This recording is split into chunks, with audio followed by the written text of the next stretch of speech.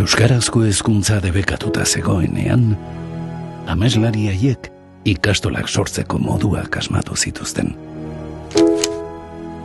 Dagoeneko ikastolak ez omen zirenean beharrezkoak, ameslari haiek amesten jarraitu zuten.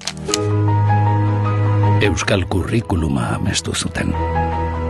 Eta materiala Euskal Herrian Euskal Herrirako sortzea. Eta pedagogia berritzaileak garatzea. Baina, zein zentzu du, existitzen ez den herri baterako hezkuntza proiektu bat lantzeak. Ameslariei berdin die.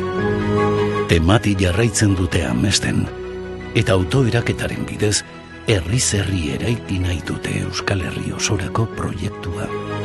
Bai, agian Euskal Herria ez da existitzen.